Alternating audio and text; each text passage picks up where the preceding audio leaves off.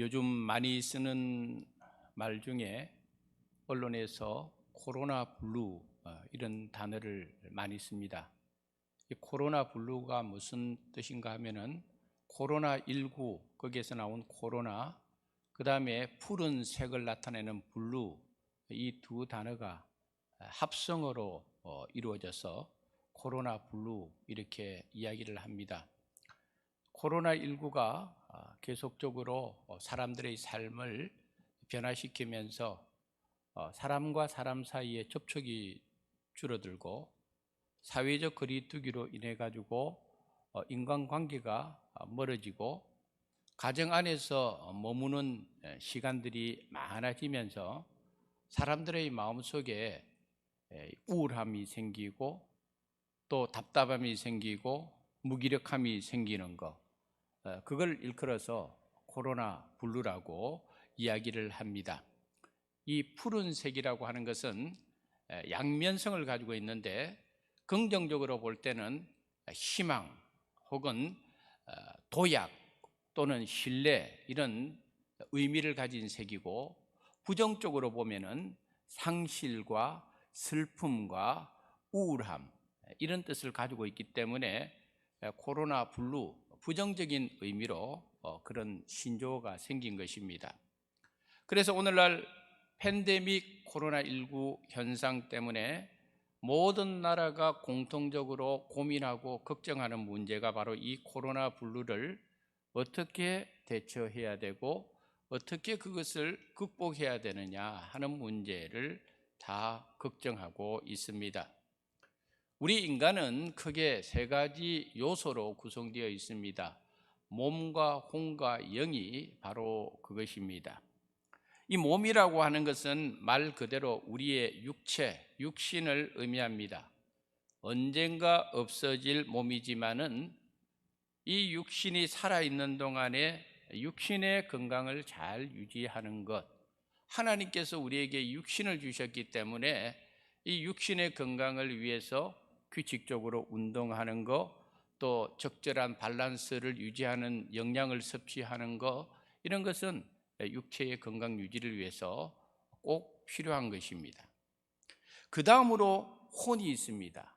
이 혼이 중간에 있는데, 혼은 위로는 영과 연결되고 아래는 몸으로 영향을 주고받습니다. 혼이라고 하는 것은 우리 인간의 정신세계, 우리 인간의 마음에 담고 있는 생각, 감정, 기분, 이런 것이 다 혼의 영역입니다. 그렇기 때문에 이 혼이, 예를 들어서 우리가 정신적으로 굉장히 피곤하거나 혹은 우리가 감정적으로 굉장히 마음이 상하고 또 분노가 일어날 때는 그것이 바로 몸에게 영향을 줘가지고, 그래서 그 화를 과격하게 내고 감정을 과격하게 표출하면은 몸이 안 좋아지는 이유가 바로 거기에 있고, 또 이 혼으로서 감정이 격해지고 마음의 분노가 막 일어나면은 영적인 생활에 있어서도 영향을 주기 때문에 기도가 잘 안 되기도 하고, 그래서 이 혼이 중간에 있는 이유는 바로 영적인 거하고도 연결되고 또 육신적인 거하고도 연결이 됩니다. 그래서 우리가 이 신앙생활 할 때에 이 혼의 문제도 우리가 굉장히 중요하게 생각을 해야 됩니다. 그 다음에 영은 우리가 잘 아는 대로 가장 중요한 영역입니다. 왜냐하면 하나님은 혼을 통해서 인간과 교제하지도 않고 몸을 통해서, 육체를 통해서 교제하지도 않습니다. 왜냐하면 성경에 보니까 하나님은 영이시니 그랬습니다. 영은 영으로 통하기 때문에 우리 인간에게 있는 이 영을 통해서 하나님과 교제하는 통로를 하나님께서 열어 놓으신 것입니다. 그러므로 예수를 믿지 않는 사람들은 엄밀히 말하면은 혼하고 몸은 있지만은 영은 죽어 있는 것입니다. 그 예수 믿지 않는 사람은 영이 죽어 있는 것입니다. 그러나 오늘 이 자리에 있는 우리 모두 예수를 믿는 사람들, 예수님의 은혜가 임한 사람들, 오늘 우리 자매님이 귀한 찬양을 해주셨습니다마는 주 예수의 구원의 은혜로다. 할렐루야. 이 예수님을 통해서 우리의 영이 살아나고, 예수님을 통해서 구원의 은혜를 누리고, 예수님을 통해서 영이신 하나님과 교제를 나누게 되었다는 것은 우리 성도들에게 굉장히 큰 은혜고 축복인 것입니다. 그래서 영이 참 중요합니다. 하지만은 그렇다고 해서 혼과 몸을 가볍게 생각해서도 안 됩니다. 사도 바울이 그 부분을 정확하게 가르쳐 주었는데, 이 시간에 데살로니가전서 5장 23절의 말씀을 한번 읽어보도록 하겠습니다. 평강의 하나님이 친히 너희를 온전히 거룩하게 하시고 또 너희의 온 영과 혼과 몸이 우리 주 예수 그리스도께서 강림하실 때에 흠없게 보존되기를 원하노라. 아멘. 한번 따라합시다. 흠없게 보존되기를 원하노라. 무엇이요? 우리의 영과 혼과 몸이 우리 주 예수 그리스도께서 강림하실 때까지 우리 성도는 이 영과 혼과 몸을 잘 관리를 해야 된다. 그걸 우리에게 가르쳐주고 있는 것입니다. 그러니 우리 성도들은 하나님께서 주신 영과 혼과 몸을 잘 관리하기를 주님의 이름으로 축복합니다. 그러면 우리가 영과 혼과 몸을 잘 관리하려면 어떻게 해야 되느냐? 오늘 말씀이 그것을 가르쳐주고 있습니다. 오늘 우리에게 주신 이 하나님의 말씀을 가지고 함께 은혜를 나누고자 하는 제목은 오직 여호와를 앙망하는 자, 여호와를 앙망하는 자, 바로 그 제목으로 말씀을 나누겠습니다. 첫째로 우리가 오늘 말씀을 통해서 성경이 우리에게 주는 교훈은 누구나 인생의 본질적인 피곤함과 곤비함을 겪고 살아간다. 사람은 누구나 인생의 피곤함과 곤비함을 다 겪고 살아가는 존재다. 오늘 우리 안희연 자매님이 부른 찬송가도 나오죠. 이 세상에 공고한 일이 많고 죽을 일이 쌓이고 한숨 되는 일이 쌓이고. 요즘 여러분들의 삶이 어떻는지 모르겠습니다만은 여러분 요즘 피곤한 삶을 사시는 분이 계십니까? 의욕이 떨어지고 무기력하고 매사에 의욕이 상실된 분들, 이렇게 내 삶이 피곤할 때에 그 피곤을 떨쳐내릴 수 있는 방법이 무엇일까? 사람들마다 다 자기 나름대로 스트레스를 해소하는 방법을 가지고 있습니다. 어떤 사람들은 너무 피곤하고 스트레스가 쌓이고 그럴 때는 만사를 제쳐두고 등산 가서 산을 타는 경우가 있습니다. 어떤 분들은 낚싯대를 메고 나가서 낚시를 하면서 일상의 그 피곤함을 멀리 할 수 있는 그런 기회를 가집니다. 어떤 사람들은 좋아하는 운동이나 취미 생활을 통해서 나름대로의 스트레스 해소법을 가집니다. 저도 한국에 오니까 사실은 제 개인적으로 호주에서처럼 제가 이렇게 운동을 할 수 있는 내 여유로운 시간들을 사실은 잘 못 가집니다. 호주에 있을 때는 목사님들하고 일주일에 한 번씩은 모여서 족구도 하고 또 어떨 때는 낚시도 가기도 하고 또 어떨 때는 아주 그 스쿠버 장비를 메고 바닷속으로 탁 들어가면요, 그 바닷속에 들어가면은 자주간 애미기는 얼굴들은 하나도 안 떠올라요.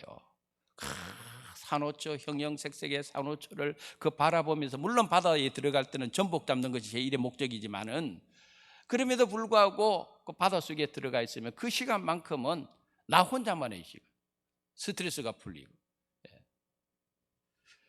그런데 여러분 그것을 아십니까? 우리 인생의 이런 여가 활동이나 취미 생활로 해결할 수 없는 본질적인 인생의 피곤함이 있다는 거, 본질적인 인생의 공고함이 있다는 거, 누구나 경험하는, 누구나 피할 수 없는 이 본질적인 이 피곤함, 고민은 바로 오늘 성경에도 이사야 선지자가 말해주고 있습니다. 그거는 소년도 피할 수가 없고 장정도 피할 수가 없다는 거예요. 그 인생의 본질적인 피곤함은 말입니다. 그래서 오늘 본문을 보면은 피곤이라고 하는 이 단어가 4번이나 등장하고 있는 것을 보여줍니다. 그 뒤에 또 곤비하다, 넘어지다, 쓰러지다 이런 단어들이 사용되면서 우리 인생은 그와 같이 본질적인 어떤 고민, 피곤함, 공고함을 안고 살아가는 존재다 하는 것을 이사야 선지자가 지적을 해주고 있습니다. 그래서 오늘 우리 성도들 가운데에서도 처절한 어떤 실패를 경험한 그 본질적인 피곤함을 가지고 사는 사람, 누구에게도 말 못할 내 가정 안에서 일어나는 그 피곤함, 심각한 질병으로 인해서 매일매일 살아가는 피곤함, 누구한테도 말 못하는 내 마음 깊은 곳에 꼭꼭 숨겨놓은 나만의 고뇌가 주는 피곤함, 그런 피곤함이 우리 인간에게는 다 나름의 아픔으로 상처로 가지고 살아갑니다.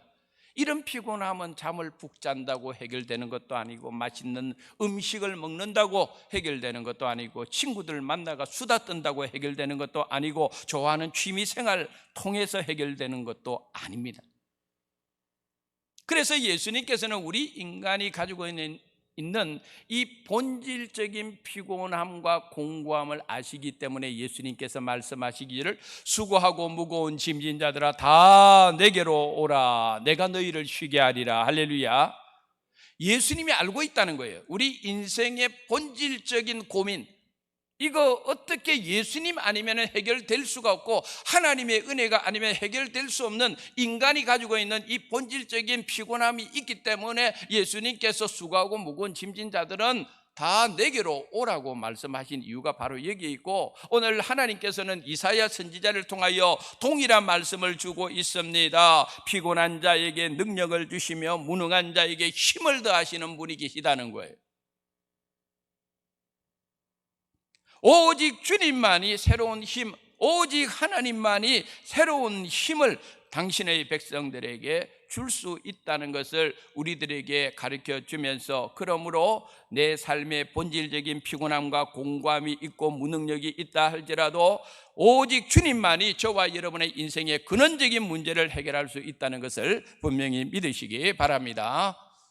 그 다음에 오늘 이 성경이 우리에게 주는 교훈이 뭐냐 하면은, 하나님이 어떤 분인지를 깨달아야 된다. 하나님이 어떤 분인지를 깨달아라. 오늘 보면 28절에서 이사야 선지자가 이렇게 질문을 합니다. 너는 알지 못하였느냐? 듣지 못하였느냐? 누구에게 하는 이야기입니까? 이스라엘 백성들에게 하는 이야기입니다. 이스라엘 백성들에게 너는 알지 못하느냐? 너 하나님 알지 못하느냐? 너 듣지 못하느냐? 너 하나님에 관해서 들은 것이 없느냐? 이런 질문을 한다는 것 자체가 참 이해가 안 됩니다. 왜냐하면 이스라엘 백성들은 태어나면서부터 듣는 이야기가 하나님에 관한 것이고, 일평생 동안 하나님 앞에 제사를 드리는 것이고, 일평생 동안 하나님의 백성으로 살아가다가 죽는데 당연히 알 것 같은 하나님을 모르고 있는 거예요. 그래서 이사야 선지자가 이스라엘 백성들에게 너는 알지 못하느냐, 듣지 못하느냐, 이렇게 이야기를 하는 이유가 바로 여기에 있는 것입니다. 이사야 선지자가 이렇게 말하는 의도가 있습니다. 그것은 제가 조금 이따가 말씀드리겠습니다마는, 오직 여호와를 앙망하려면 여호와 하나님이 어떤 분인가를 하나님의 백성이 똑바로 알면은, 그러면은 여호와를 앙망하지 아니할 수가 없다는 거예요. 하나님에 대해서 똑바로 모르니까 오직 여호와를 앙망하지 못하는 불상사가 일어난다는 것입니다. 사실 우리 인간은 하나님에 대해서 다 알 수가 없습니다. 우리가 가지고 있는 경험을 가지고, 우리가 가지고 있는 지각을 가지고, 이성을 가지고 하나님이 이런 분이다, 하나님에 대해서 우리가 알 수는 없습니다. 얼마나 하나님이 위대하신 분인지, 얼마나 하나님이 놀랍고 강한 분인지, 얼마나 하나님이 크신 분인지 우리 인간은 감히 헤아릴 수가 없습니다. 하지만은 하나님께서는 계시의 완성으로서의 이 성경 말씀을 통해서 하나님은 자기 계시를 해 주었습니다. 물론 그것은 하나님의 전부는 아닙니다. 부분적이지만은 하나님께서 자기 계시를 해 줬는데, 그런 거로 그 계시 속에서 하나님이 어떤 분인가를 제대로 알고 깨닫기만 한다면은 성도들의 삶이 참으로 힘이 되고 여호와를 앙망하는 믿음이 그곳에서 생겨날 수 있다는 것입니다. 그런 관점에서 오늘 이사야 선지자가 가르쳐주고 있는 하나님이 어떤 분이신가, 먼저 이스라엘 백성들에게 눈으로 볼 수 있는 이 창조 세계를 통해서 하나님을 깨달아라는 거예요. 오늘 본문 28절에 보니까 땅 끝까지 창조하신 이가 하나님이시다, 이렇게 창조주 하나님을 설명을 하고 있습니다. 특별히 오늘 본문 앞 26절에 보니까 이사야 선지자는 창조주 하나님에 대해서 이렇게 묘사합니다. 너희는 눈을 높이 들어 누가 이 모든 것을 창조하였나 보라. 주께서는 수효대로 만상을 이끌어내시고 그들의 모든 이름을 부르시나니 그의 권세가 크고 그의 능력이 강함으로 하나도 빠짐이 없느니라, 이렇게 이야기를 해주고 있는 것입니다. 우리 인간이 밤에 눈으로 별을 헤아린다면 몇 개까지 헤아릴 수 있을까? 학창시절에는 제가 배운 거는 6,000개라고 그렇게 배웠는데, 제가 설교를 준비하면서 또 다른 자료를 여러 군데를 찾아보니까 이 별에는 밝은 등급이 있어요. 밝기에 따라서 1등급부터 6등급까지. 그래서 사람이 시력이 좋은 사람이 별을 관찰하기에 최적의 조건에서 인간의 눈으로 별을 카운트할 수 있는, 이 셀 수 있는 것이 최대 8,000개 정도라는 거예요. 8,000개 정도. 이 우주가 얼마나 넓고 광대한지 우리 지구가 속해 있는 태양계라고 그러죠. 태양을 중심으로 해서 다 움직이니까 지구, 달, 수성, 토성, 목성, 화성, 명왕성, 해왕성, 이게 다 태양계라고 볼 수가 있어요. 그 지구에서 볼 때의 현재의 지구의 기술력, 지구의 과학을 가지고 이 태양계 탐사하는 것도 굉장히 어렵습니다. 그리고 지구의 관점에서 그 태양계만 보더라도 엄청나게 넓고 광대하다고 생각을 합니다. 그런데 전체 우주의 관점에서 보면은 이 태양계는 크기가 어느 정도냐? 전체 우주의 관점에서 태양계는 점이랍니다. 점. 그러니까 우주가 얼마나 광대한, 얼마나 넘은지. 태양계가 점이면은, 수성, 목성, 화성, 지구 포함해가지고 다 모여 있는 그 태양계가 점이라면은 그 태양계에 있는 이 지구는 어떻게 되겠어요? 전체 우주에서 지구 안 보입니다, 여러분. 지구는 안 보이는 거예요. 그래서 어떤 천문학자는 우주에서 지구는 먼지다 그랬어요. 먼지다. 근데 성경은 이렇게 또 묘사합니다. 우리 이사야서 40장 15절의 말씀을 한번 읽어보겠습니다. 보라, 그에게는 열방이 통의 한 방울 물과 같고 저울의 작은 티끌 같으며 섬들은 떠오르는 먼지 같으리니. 우리가 살고 있는 지구요, 네가 잘났고 내가 못됐고, 내가 못났고 내가 높고 네가 낮고, 이런 싸움 사실은요 하나님의 관점에서 보면 정말 우스운 거예요. 아직 발견되지 않은 우주의 영역, 그리고 그곳에 있는 수많은 별들의 숫자, 우리 인간이 헤아릴 수가 없습니다. 그런데 오늘 성경에 보니까 26절에 하나님께서는 그 모든 것들을 다 창조하시고 그들의 이름을 다 부르시고 있다는 거예요. 하나님이 얼마나 위대하고 크신 분인가 성경은 우리에게 가르쳐주고 있습니다. 더욱이 하나님께서는 창조 사역만 하신 것이 아니라 그 모든 우주 공간의 법칙을 정해가지고 하나님이 정한 법칙을 따라 창조 때부터 지금까지 이 우주의 모든 것들은 다 질서정연하게 움직이고 있다. 누가 하고 있습니까? 하나님이 다 주관하고 있습니다. 그래서 하나님은 졸지도 아니하시고 주무시지도 아니하시는 분. 예수님께서는 요한복음 5장 18절에서 내 아버지께서 일하시니 나도 일한다 그랬어요. 하나님은 지금도 우주 만물 모든 것들을 다 당신의 섭리 안에서 지금도 주관하시는 분. 우리는 간혹 지구 주변을 도는 조그만한 그런 것을 소행성이라고 부릅니다.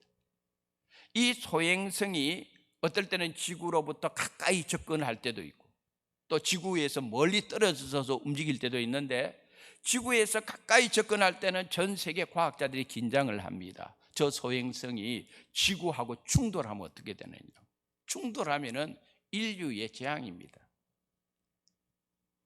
제가 설교를 위해서 자료를 확인해 보니까 우리 지구를 가까이에서 위협할 수 있는 소행성의 숫자만 2만 3천 개 정도 됩니다. 지구를 위협할 수 있는 소행성의 숫자가 한두 개도 아니고 2만 3천 개. 그 중에서 하나만 궤도를 이탈해가지고 지구로 돌진해서 충돌하면은요, 지구는 재앙입니다. 하지만 우리가 믿고 있는 것이 있어요. 그게 뭐냐? 창조주 하나님께서 이 모든 것들을 다 주관하고 있다는 거예요. 모든 것들을 하나님 다 주관하고 있어요. 그러므로 하나님이 허락하지 않으면은 아무리 지구 주변에 2만 3천 개의 이 소행성이 있다 할지라도 하나도 하나님께서 지구를 건드리지 못하게 하는 거예요. 할렐루야. 하나님의 섭리가 있습니다. 하나님의 지키심이 있습니다. 그래서 이사야 선지자는 이사야서 48장 13절에 보니까 다음 같은 말씀을 주었습니다. 한번 읽어보겠습니다. 과연 내 손이 땅의 기초를 정하였고 내 오른손이 하늘을 폈나니 내가 그들을 부르면 그것들이 일제히 서느니라. 아멘. 하나님께서 땅의 기초를 정하시고 하나님의 손을 펴서 하늘을 폈다는 건 온 우주 만물을 하나님께서 다 만들어 놓으신 거예요. 그래서 하나님께서 그들을 부르면 온 우주 만물 모든 전체 별들 하나님께서 부르면 그 별들이 일제히 서느니라. 선다는 것은 스탑 한다는 뜻이 아니고 하나님이 부르시는 대로 움직인다는 거예요. 하나님께서 멈추라면 멈출 것이고 움직이라면 움직일 것이고 궤도를 지키라면 궤도를 지키는 것이고 모든 것이 하나님의 음성에 따라서 움직인다. 이걸 우리에게 성경이 말해주면서 그러므로 하나님께서 이렇게 당신을 증거합니다. 우리 이사야서 46장 5절 말씀 읽어보겠습니다. 너희가 나를 누구에게 비기며 누구와 짝하며 누구와 비교하여 서로 같다 하겠느냐. 아멘. 이 우주 만물을 창조하시고 섭리하신 하나님하고 비교할 자가 어디 있느냐는 거예요. 하나님 외에는 없습니다. 유일하신 분입니다. 그런데 우리의 이 모든 우주 만물을 창조하신 전능하신 하나님께서 저와 여러분의 하나님이 되어주시고 저와 여러분의 아버지가 되어주셨습니다. 할렐루야. 이것이 큰 축복입니다. 그래서 이런 것을 아는 우리 성도들은 정말 중요한 것을 놓치지 않는다는 거예요.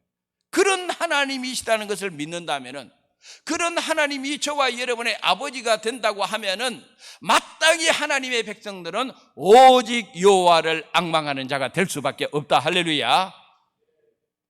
그래서 하나님에 대해서 똑바로 알아라는 거예요. 마지막으로 우리에게 주는 교훈, 오직 여호와를 앙망하는 자가 되어라. 이 앙망하다 하는 뜻에는 두 가지 의미가 있습니다. 첫째는 뭐냐 하면은 희망을 가지라, 소망을 두라. 여호와를 앙망하는 자는 곧 무슨 사람이, 어떤 사람인가 하면 하나님께 소망을 두는 사람이다. 그래서 영어 성경에 보면 hope in the Lord, 하나님께 소망을 둔다.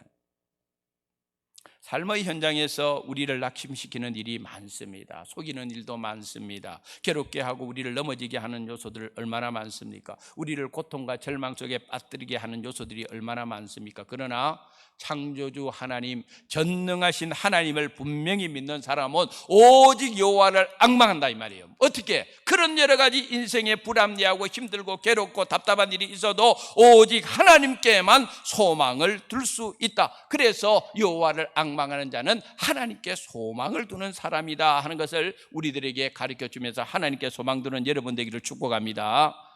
어제 오후에 제가 목양실에 앉아서 설교 준비를 할 때에 우리 교회 집사님 한 분이 전화가 왔어요. 목사님, 내 평생에 목사님한테 전화로 기도해달라고 요청을 안 했는데 목사님 너무 힘들어서 기도 요청합니다. 그래요. 그분이 최근에 어깨 수술을 하고 나서 그 다음부터 어깨 쪽은 괜찮은 것 같은데 갑자기 가슴이 답답하고 몸 여기저기가 아픈 것 같고 병원에 가서 또 위 검사해 보니까 또 위에는 또 아무 이상이 없다고 그러는데 목사님 왜 이렇게 갑자기 내 몸 여기저기가 아픈지 모르겠습니다. 내가 하나님 앞에 기도하고 하나님의 은혜를 구하는데 이제 내가 무슨 시험에 들었는지 내 입에서 기도도 나오지 않고 성령의 도우심을 구하는데 왠지 하나님께서 나를 외면하는 그런 느낌이 듭니다. 그래서 목사님 저를 좀 위해서 기도해 주세요. 그래서 제가 그 집사님하고 이런저런 대화를 나누면서 시편 62편을 함께 읽으면서 기도해 주었습니다. 하나님께서 분명히 그 집사님의 마음을 치료해 주시라고 믿고 시편 62편 5절에 다음과 같은 하나님 말씀이 있습니다. 우리 한번 읽어보겠습니다. 나의 영혼아 잠잠히 하나님만 바라라. 물은 나의 소망이 그로부터 나오는도다. 아멘. 우리의 소망이 어디에 있습니까? 하나님께 있습니다. 우리를 불안하게 하고 답답하게 하는 요소들이 많다 할지라도 우리의 소망이 어디에 있습니까? 하나님께 있습니다.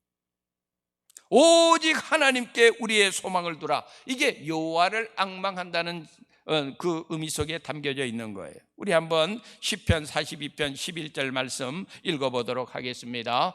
내 영혼아 내가 어찌하여 낙심하며 어찌하여 내 속에서 불안해하는가. 너는 하나님께 소망을 두라. 나는 그가 나타나 도우심으로 말미암아 내 하나님을 여전히 찬송하리로다. 아멘. 아무리 내 마음속에 낙심되는 일, 불안한 일, 두려워하는 일이 많이 있다 할지라도 한번 따라합시다. 너는 하나님께 소망을 두라. 할렐루야. 이게 앙망하다는 뜻입니다. 앙망하다는 뜻 속에 담겨 있는 두 번째 뜻은 뭐냐? 그것은 기다리라 하는 뜻입니다. 여호와를 앙망하다 하는 것은 뭔가 하면 여호와를 기다린다는 것이고, 여호와를 앙망하는 자라는 뜻은 뭔가 하면 여호와를 기다리는 자라는 뜻이라. 이것을 우리에게 가르쳐주고 있습니다. 신앙생활에서 실패하는 것 중 하나, 기다림에서 무너집니다. 내 안에 조급함 때문에, 성급함 때문에 주님의 뜻, 주님의 때를 기다리지 못해서 무너집니다. 특별히 기도 생활할 때에 이런 경우가 많이 나타납니다. 제가 지난 주일에 설교했습니다마는 기도하면서 이 응답의 때 그걸 기다리다가 지쳐가지고 중도에서 포기합니다. 중도에서 낙심합니다. 중도에서 다른 인간적인 방법으로 내 문제를 한번 풀려고 이리 뛰고 저리 뜁니다. 그래서 실패합니다. 오늘 본문에서도 이사야 선지자는 바로 이 부분을 지적하고 있는데 27절에 보니까 이런 말씀이 있습니다. 야곱아 어찌하여 내가 말하며 이스라엘아 내가 이르기를 내 길은 여호와께 숨겨졌으며 내 송사는 내 하나님에게서 벗어난다 하느냐. 이스라엘 백성들 보고 왜 그러느냐, 왜 하나님 앞에 그렇게 이야기를 하느냐. 하나님의 백성들이 기도할 때 하나님 아버지 왜 다른 사람에게는 하나님 잘 인도하시고 다른 사람에게는 형통하게 하나님 축복해 주시면서 왜 제 길은 하나님께서 외면하십니까? 왜 내 길은 꽁꽁 숨겨 놓았습니까? 하나님 아버지 다른 사람의 억울한 문제, 답답한 문제 다 하나님 다 해결해 주시면서 왜 나의 안에 있는 송사, 내 안에 있는 답답한 어려운 거, 이 괴로운 문제는 왜 해결해 주지 않습니까? 이스라엘 백성들이 그런 식으로 하나님 앞에 탄원을 하니까 이사야 선지자가 왜 너희들 그런 말을 하느냐는 거예요. 오늘 우리 가운데에서 아마 기도하면서 그렇게 푸념하는 성도들도 있을 것이고 목회자인 저 자신도 예외가 될 수가 없습니다. 저도 그렇게 할 때가 있습니다. 하나님이 원망스러울 때도 있고 도대체 어느 때까지 하나님 제가 건드려야 됩니까? 어느 때까지 하나님 나를 들어 쓰시겠습니까? 그런데 성경을 읽어보면은 우리에게 하나님께서 기다리라, 기다리라. 여호와를 앙망하는 자, 여호와를 기다리는 자입니다. 무엇을 기다립니까? 주님의 시간을 기다립니다. 무엇을 기다립니까? 주님의 때를 기다리고 주님의 뜻을 기다립니다. 우리가 잘 아는 찬양 중에 주님의 시간에 하는 찬양이 있습니다. 주님의 시간에 주의 뜻 이루어지리 기다려 하루하루 살 동안 주님 인도하시니 주 뜻 이룰 때까지 기다려. 할렐루야. 우리가 주님을 기다려야 될 이유, 하루하루 살 동안 주님이 인도하시는 걸 믿는다면 주님의 뜻이 이룰 때까지 기다리라. 기다리고 기다려봐라. 왜? 하나님께서는 반드시 좋은 것을 주시기 때문입니다. 할렐루야. 예레미야 에가서 3장 25절 26절 말씀 우리 한번 읽어보도록 하겠습니다. 기다리는 자들에게나 구하는 영혼들에게 여호와는 설하시도다. 사람이 여호와의 구원을 바라고 잠잠히 기다림이 좋도다. 아멘. 한번 따라합시다. 잠잠히 기다림이 좋도다. 주님께만 소망을 두고 주님의 시간을 기다릴 수 있는 은혜가 우리 성도들에게 함께하기를 축복합니다. 오늘 설교의 결론입니다. 사진 한 장을 보실까요? 평범한 사진이지만은 창공을 나르는 독수리의 모습입니다. 새 종류가 참 많은데 왜 하필이면 이사야 선지자는 독수리를 선택을 했을까요? 그리고는 말하기를 오직 여호와를 앙망하는 자의 모습이 독수리의 날개 치며 올라감과 같다, 이렇게 비유를 하고 있는 이유가 무엇일까요? 우리가 아는 대로 독수리는 새 종류 중에서 아주 높이 나는 대표적인 새입니다.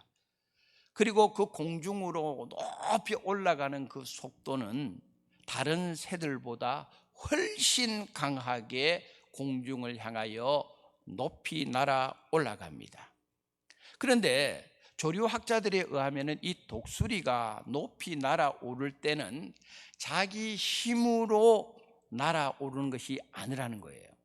자기 힘으로 자기가 날개를 막 해서 자기 힘을 가지고 그 높은 곳으로 가는 것이 아니라, 독수리가 높이 날기 위해서는 독수리는 바람의 흐름을 감지하고 있다가 상승 기류를 딱 보면은 느껴지면 거기에 자기 몸을 실어버린다는 거예요.